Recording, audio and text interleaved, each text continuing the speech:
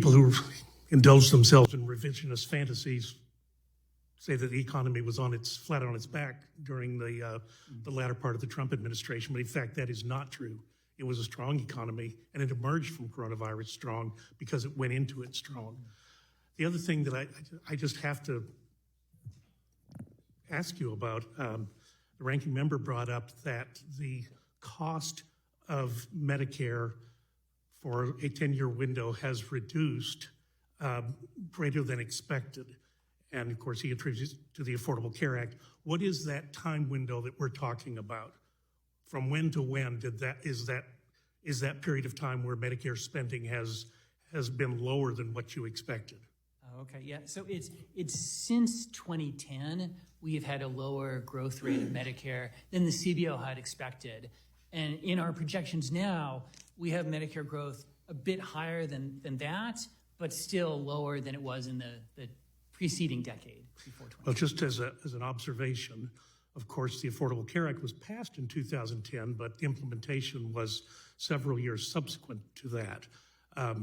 One of the things that happened prior to 2010 was Part D benefits that allowed seniors to have access to lower cost generic medications like statins, like ACE inhibitors that lower blood pressure. And the effect that these medicines had over that longer period of time, I would submit, is probably a greater effect than the Affordable Care Act, because we all remember one of the criticisms of the Affordable Care Act was that it was 10 years of taxes for 6 years of benefits. And indeed, the benefits, if such as they were, the Affordable Care Act did not kick in until later in that time window that you're describing. Let me ask you this. Overall, has the Affordable Care Act increased or decreased the cost of health care in this country? As an overall, oh boy, I apologize. I don't have a single answer for that. There's so many impacts and so much has changed that I was going to say, and among the other impacts, one that you highlighted is improvements in cardiac care, which reduced the growth of healthcare spending overall. Maybe some of that was from the aspects of the Affordable Care Act, the ACOs, the accountable care organizations, but we know the cardiac care improvements mattered. We're not sure exactly what it was that led those to take. Correct. Was it the availability of medicines at a lower cost, which is Part D, or the evolution of ACOs, which, again, I don't think they've paid off on the promise that was suggested to us when the chairman of CMS told us what he was doing with that. Look, there's never enough time. I've got a ton more questions, and I'm going to submit those in writing. And I appreciate also you working on the concept of what has the Affordable Care Act cost us over the time. I mean, it's been over 10 years since its implementation. You had 10-year projections. Go back and look at what you projected and what actually happened. I think that would be an interesting case study in economics, if nothing else. So thank you very much for being here, and I'll yield back. I thank the gentleman from Texas, and now yield 5 minutes to the gentleman from Virginia, Mr. Scott. Thank you, Mr. Chairman. Dr. Swigel, we've heard a lot about inflation. How is inflation in the United States compared to inflation in other countries? Well, inflation has come down a lot in the United States. Our growth is stronger than most of the rest of the world. I don't know offhand inflation in the U.S. versus other countries, so I apologize. Okay, and interest, you mentioned interest on the Social Security program. Doesn't the trust fund make money on higher interests? It does. That higher interest, the U.S. government, both pays more and makes more with higher interest rates. Okay, and your study of the ACA and Medicare, are you looking at the question of whether or not people delayed treatment, uninsured people at 64 wait till they qualify for Medicare at 65 and get the treatment, then making it a Medicare expense rather than an ACA expense, and the fact that treatment is probably more expensive than if they had gotten it under the ACA at an earlier stage? No, that's right. It's something we've looked at in the context you mentioned about expansions of the ACA. We've looked at it in the context of expansions of Medicare as well, that would people in some sense have better health with more access to health insurance. And you talked about Social Security being unable to pay promised benefits at the end of 10 years if we don't do something. That's right. Now, how do, quote, pay promised benefits, how do the promised benefits 10 years from now compare to what people are getting today? So the benefits that are payable are still higher in real terms than the benefits that people receive today. Okay. Now, we know the deficit isn't just the revenue or just the spending, it's spending matching revenue. Is talking about the deficit going to do anything about the deficit? That's a rhetorical question. I did not have an answer for that. Are you aware that we reported a bill creating a deficit reduction commission to talk about doing something about the deficit? But before we can vote on it on the floor, we passed a tax cut of over $200 billion, mostly going to corporations. You're Yes, aware of that? we've prepared a cost estimate for the fiscal commission. And before we could vote on the fiscal commission, we passed a big fat tax cut. Can you tell us where corporate tax rates are historically? The 2017 Tax Act reduced the corporate tax rate, and so it's lower now than it was before the 2017 Act.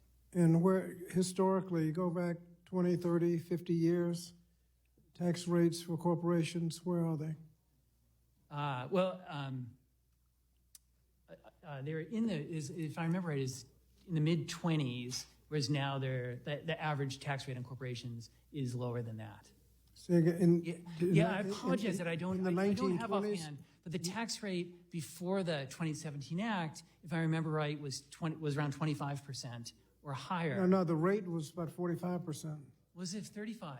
35. Okay, I'm sorry. I'm sorry. I Well, apologize. I've worked on this in the past, but I don't have it at my fingertips. Okay, well, the corporate tax rates are about as low as they've been in about 100 years. Yeah. Is that right? It sounds right. I have to get back to you. I apologize that you can see this is like the one number that's not coming to. Can you say a word about the effect of a good economy on the budget? A strong economy means more job creation and more revenue, and would tend to improve the budget deficit. Spending in the IRA on the Internal Revenue Service, what is the effect on the budget of those increased spending on the Internal Revenue Service? So our projections show that providing more resources to the IRS allows them to provide better customer service and put more effort into enforcement, and that brings in more revenue. It's about a 2-to-1 ratio, so a net of about 1-to-1. Okay. Thank you, Mr. Chairman. I'll read it back. I thank the gentleman from Virginia and ask Director Swagel if you'll follow up with him on the tax questions. On the tax, I will. It was 35% prior to TCJA, down to 21%, but he had other questions, and if you would, please follow up with I will. Mr. Scott. Thank you, and now I yield 5 minutes to another good Virginian, Bob Good, for his line of questions. Thank you, Mr. Chairman, and thank you, Director Swagel, for being with us once again. I want to pause and refer to some of the comments that were made by the previous speakers from the other side. My very good friend from Virginia, Representative Scott, apparently doesn't want us to talk about the deficit and the debt, doesn't want us to talk about that. So we just want to recklessly, relentlessly spend money, but don't talk about it, which I would say is a precursor to taking action. Secondly, the previous speaker from the other side said that what makes America great is how much money we spend on government programs. I'm thankful to hear that she wants to make America great again, but I don't think that's through growing government programs, which further exacerbate our debt situation and why we're here today. Director Swagel, since President Biden took office, his administration has unilaterally, through executive action, spent over $1.5 trillion new spending, which has resulted in the 40-year high inflation that we are all suffering under, the 20-year high interest rates, which have caused you to have to revise upward the projection on the cost of the debt by about $5 trillion since the president has taken office. with respect to that executive action, the number of final rules published each year by this government is generally in the range of 3,000 to 4,500, according to the Office of Federal Register. So that's executive action, rules passed by the departments, the agencies, the bureaucrats who are unelected and unaccountable to the American people. In 2022, for each bill that Congress passed, the agencies issued 23 new regulations. In 2021, federal agencies finalized over 280 new regulations, and the final cost of those was over $200 billion. The average, it hits the private sector too. The average U.S. company pays about $10,000 per employee for the cost to comply with federal government regulations. Manufacturing companies pay double that, about $20,000 per employee, while small manufacturers, those with fewer than 50 employees, the regulatory cost from the federal government costs them about $35,000 per employee. This is from the National Association of Manufacturers. So, Director Swagel, how much focus does the CBO place on the cost of proposed rules or final rules when creating the CBO baseline? No, thank you. So we do look at both proposed rules and final rules and how they show up in the baseline. And as you said at the beginning, some of those rules have substantial budgetary costs. And so, for example, the baseline has changes in student loans.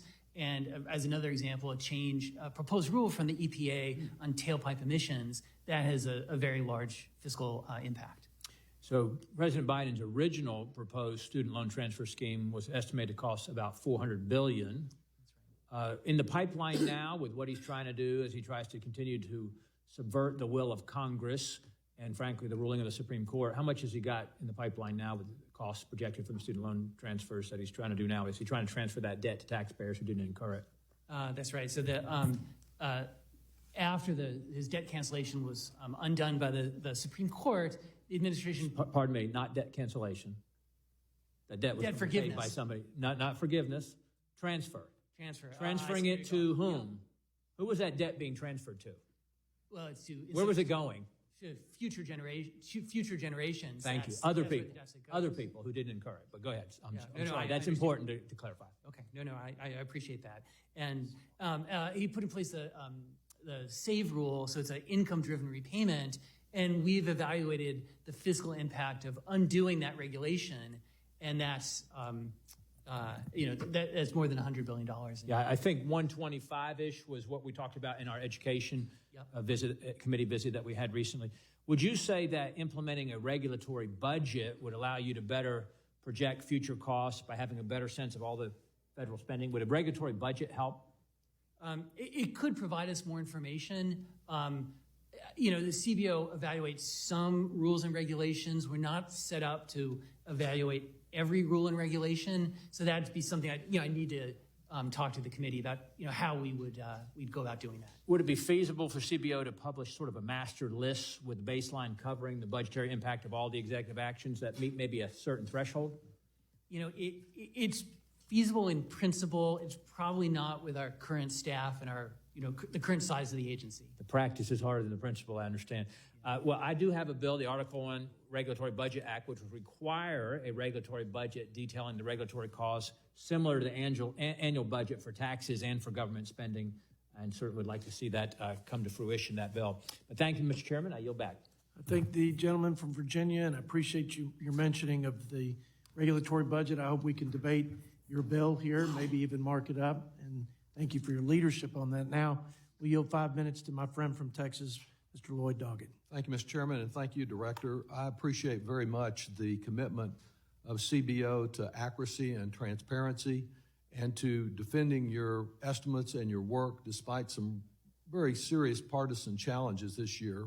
Mr. Scott just referred to one of them, but we had comments suggesting how in the world can it be that if you cut spending for the IRS that you actually increase the deficit.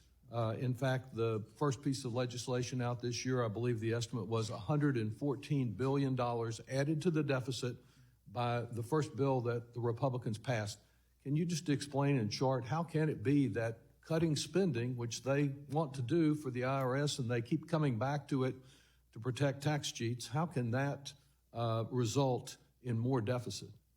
Oh, okay, yes, sir. So we look at the uses to which the IRS would put those additional resources. Customer service helps people, in some sense, understand their obligations and pay them. And enforcement helps the IRS go after people who don't meet their obligations.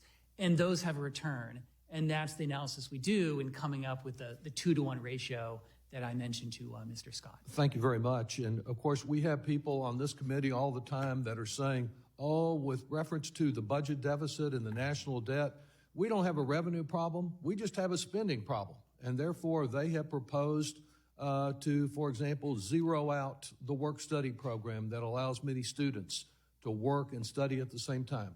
Zero out family planning. And of course, this week, the biggest zero that they offer us, thanks to the Putin wing of the Republican Party, is to zero out any assistance for Ukraine to fight Putin. Let me ask you a broader question. If we just zeroed out all discretionary spending that we have, everything for NASA, for Border Patrol, for national parks, would that be enough to bring our budget into complete balance? No, it's one of the challenges we face is that in just a few years, by 2031, the deficit will be larger than all of our discretionary spending. And as far as the tax cuts are concerned, I believe joint tax actually provides most of the estimates on what a tax cut would cost. But in your report, have you considered what the effect would be of permanently extending the expiring individual Trump tax cuts? No, that's right. That JCT provides the initial estimates. We then look at subsequent efforts. The last time we evaluated extension of the 2017 Act was last year. It was about a $300 billion cost per year. That's in the second half of the window after the provisions expire. And is that just for the individual tax cuts, or does it cover all the corporate giveaways? That would be for the entirety of the About expiring provisions. $300 billion, and this is something... A year. A year, and this is something that comes up next year if, as some legislation's already been introduced by Republicans, if we extend those provisions, $300 billion a year is the estimate of how much it will add to our debt. That's right. That was our estimate last year, and we'll provide more information. When it comes to tax expenditures, they are pretty big spenders, and as far as the revenues and the spending are concerned, while there were some initial revenue increases from the Trump tax giveaways, isn't it correct that last year revenues really crashed down to earth, and there was about, as the data I've seen, is about $450 billion less than we collected in 2022 last year was collected? No, that's right. That our projection of revenue for last year was too optimistic, and so 2022 was really a strong year for revenues, and last year was not.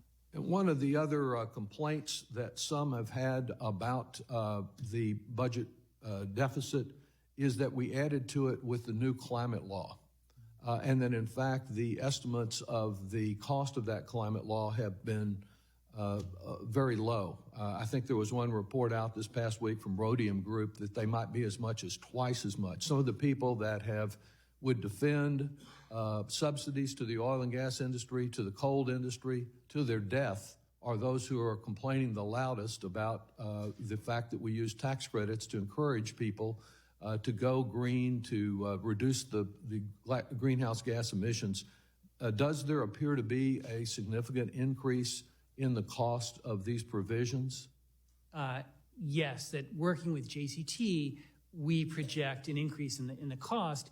And as you say, that's more uptake. There's more credits for electric vehicles, for wind and solar, and that will add to the cost of In the short, it seems to be working even better than we thought in engaging Americans in startup businesses as individual families in trying to do something about the climate crisis. Thank you so much.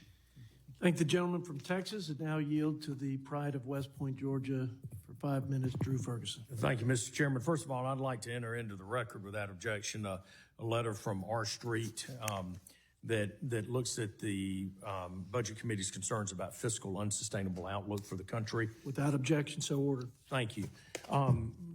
Director Swagel, thank you again for being here. As I've said before, I believe that you are an honest broker and someone who is incredibly bright, but I think you have an incredibly bad set of rules that you have to operate by. let me go ahead and just touch on something here. When we were freshmen in 2017, the chairman and my colleague from Pennsylvania and Michigan here, CBO told us that the spending for a 10-year window in 2017 was going to be about $52 trillion. Okay. Well, guess what? We're at about 82 trillion now, and I'm happy to give you all these numbers, but we got them from you. The revenue difference was in 2017 over the 10-year window was expected to be 43 trillion, and now it's at 62 trillion. And the deficits were going to be at 9.4 trillion. Now they're at 20 trillion. We consistently miss the mark on the accuracy, and this is true for both sides, okay? And it is really hard for both Republicans and Democrats to go argue their points with a sense of confidence when year in and year out, CBO gets it wrong. And I think it has a lot to do with the rules that you have to operate by, current law. You're not able to predict the changes in the economy that are going to be coming. But, look, we're off by several $100 billion on the IRA. You were off by several $100 billion on revenue from the Tax Cuts and Jobs Act. And really the only thing that you do is you give the competing sides fuel for their arguments, okay, that happen to be wrong in many cases. So how do the numbers that you're putting out in this baseline today, and we're looking at 10-year windows, how are we supposed to trust that in year 4, year 6, year 8, and year 10, they're going to be anywhere close to accurate? No, it's an important point that we've... Damn right it is. I mean, when you get it wrong by hundreds of billions of dollars over the long haul, I mean, how are we supposed to trust the numbers that you give us that in 10 years, the decisions that we're making are going to be accurate? Forget whether or not the policy is right or wrong, or, if you believe in one thing or another, whether it's green energy or healthcare, wherever you believe that. How should we and the American people trust that when you give us a 10-year number, it's going to be anywhere close, given the abysmal track record of CBO over the last decade? Okay. I can tell you, I am very confident that the fiscal trajectory is unsustainable. And so if there, under current law, and that, and so that's one of the key messages of our budget projections. Okay. Well, I think that's something that we can all look at the numbers and agree on right now. Mr. Chairman, I think that we need to really focus on reforming the budgetary process, making sure that the experts that we rely on have the tools where they can make more accurate predictions. I think that is wildly important. We can have debt commissions, we can talk about entitlement spending, but if all we're going to do is take a CBO static score and we're going to use that for the basis of a political argument and a policy debate, we are, as I said to you the other day when you were here, simply shooting rubber bands at the moon. We will aim at the target and fail to hit it every single time. Would you agree that reforming your process to include dynamic scoring or some variation of that could be, and modifications along the way, would that be helpful in making better predictions out into the future? No, I agree. We do some of it. I want to do more of it. As the economy changes, what does it mean for the budget? What do you need in order to make that happen? You say you do some of it, but you're trying to do more of it. To me, trying is simply failing slowly. What do you need to be successful in that effort?